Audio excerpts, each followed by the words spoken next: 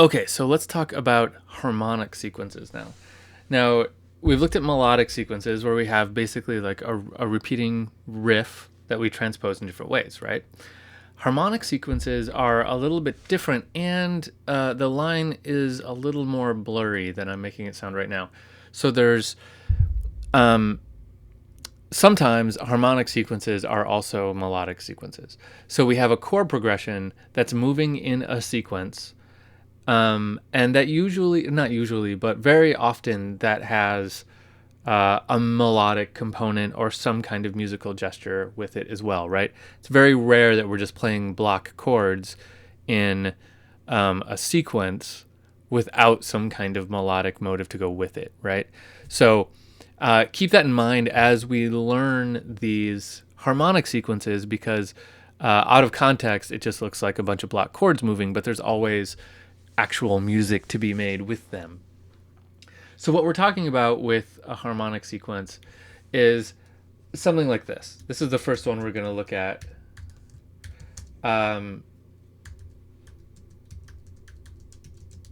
Okay, let's just do that. Let me space that out a little bit more with some dashes just so we can see what we're doing here.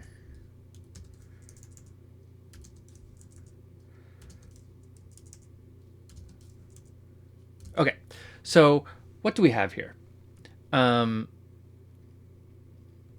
First of all, do we have every chord in the diatonic chord progression?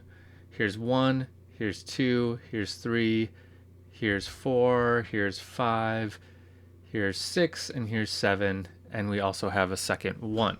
So we do. We don't need that. When we do a sequence, it doesn't have to go through every single chord. This is just a really common one that you do sometimes see go through every chord to go from 1 all the way back to 1. So at first glance, this might look like a pretty random pattern, right? But this is a pattern called a descending fifth sequence, okay? It's a pattern we see all the time. Now, there's a bunch of different ones, a bunch of different patterns.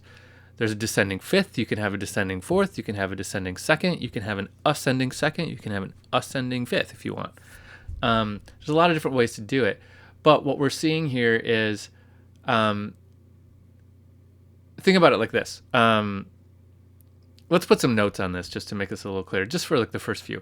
So if we're on 1, let's say 1 is C. If we go down a fifth from C, so down a fifth, that's an interval of a fourth, remember. So that's going to put us on an F, and that's going to be our 4 chord. Okay, and then if we go down another fifth, that's going to put us on a B. If we go down another fifth, that's going to put us on an E. If we go down another fifth, that's going to put us on an A. If we go down another fifth, that's going to put us on a D. If we go down another fifth, that's going to put us on a G. And if we go down another fifth, we're going to end up back on C. That is a descending fifth sequence, right? We just stepped through everything. Now, there's a couple tricks to this and a couple different ways to do it. So that's kind of an overview of what we're looking at here. Let's get into the nitty-gritty and start putting some notes on this so we can see it in action.